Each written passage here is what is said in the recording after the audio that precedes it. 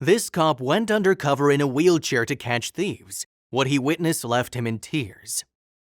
An undercover operation launched in Vancouver's downtown east side was aimed at catching criminals who prey on people in wheelchairs, but the results were not what the cops were expecting. Sergeant Mark Horsley of the Vancouver Police Department was assigned to an undercover operation to catch the lowliest and most cowardly of thieves. Horsley would grow some facial hair and ride out into the most crime-ridden part of the city in an attempt to get robbed in a wheelchair. According to the VPD, there have been a string of wheelchair robberies in the last 19 months, all in the city's downtown east side. Playing the role of an injured and vulnerable old man in a wheelchair, Horsley took to the streets in an attempt to rid the city of criminals. It should be noted that the actions of Horsley are honorable, designed to catch actual criminals or have a positive effect on the community in general. This is quite contrary to policing, which is designed to bolster revenue by catching people without their seatbelts on, or attempts to bust folks for partaking in substances arbitrarily deemed illegal by the state. These actions were an effort to deter real crime. Horsley selflessly put himself into harm's way as he could have legitimately been hurt during this 5-day sting operation.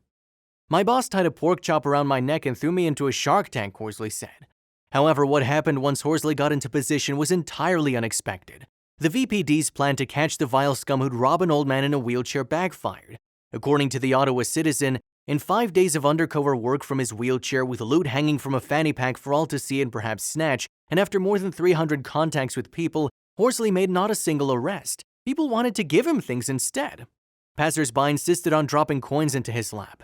"I didn't panhandle," he said. 2 men bought him pizza. Others just stopped and chatted, passed the time, exchanged pleasantries. All anyone took was his photograph. Once a guy came along and crouched over Horsley. He reached in as if making for the fanny pack and Horsley tensed. Here it was at last, heinous crime in progress, bust coming up. The man's fingers touched the fanny pack, then the prospective perp zippered it shut. He asked Horsley to please be more careful with his things for goodness sake. Horsley explained that he even recognized actual criminals who'd been busted in the past approach him to make sure he was okay. "This demonstrated there really is honor among certain thieves," he said. "Robbing the disabled is below their ethical standards," he told the OC. "The community will not stand for this." Faith in humanity restored. Imagine for a moment that the billions of dollars spent locking individuals in cages for possessing a plant was put to use in the community. Imagine if police officers directed their energy into campaigns like this one, instead of hopping into MRAPs and kicking in doors to fight the state's immoral war on drugs. Imagine what a better place this world would be if police would focus their efforts on fighting crimes with actual victims, instead of creating crimes that turn good people into victims. "The generosity, the caring was inspiring," said Sergeant Staff Horsley.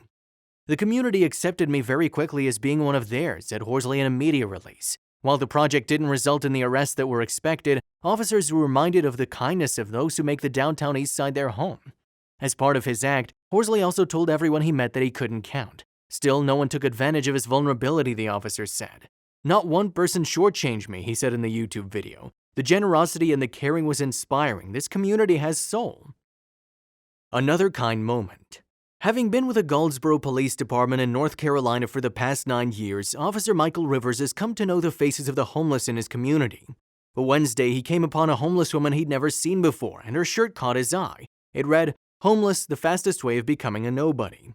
He had his windows down so the two made eye contact and acknowledged each other with a simple hey. He drove away, but something kept tugging at him to go back, Rivers said.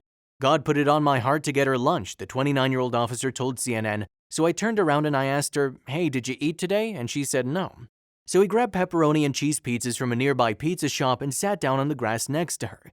The pizza they shared was great," Rivers said, but the conversation was even better. As the two started talking, Michelle told Rivers she has a 12-year-old daughter who's battling liver disease and is in foster care. She also has a 23-year-old son, Rivers said. Her husband, also homeless, stood across the street as the two talked. After finishing their lunch, they went their separate ways, but Rivers said the interaction made him realize that he and Michelle were similar in how they're perceived by society. People who are homeless are often shunned by society and blamed for bringing the situation upon themselves. Meanwhile, Rivers says he feels police officers are often portrayed in a negative light as society focuses on just the bad apples. But homeless people are just people who are down on their luck, Rivers said. It can happen to anybody. And for himself, he didn't set out to be a police officer because he wanted to ruin a person's day, Rivers said. Police Chief Michael West said he saw the picture circulating on social media and applauded Rivers for his good deed.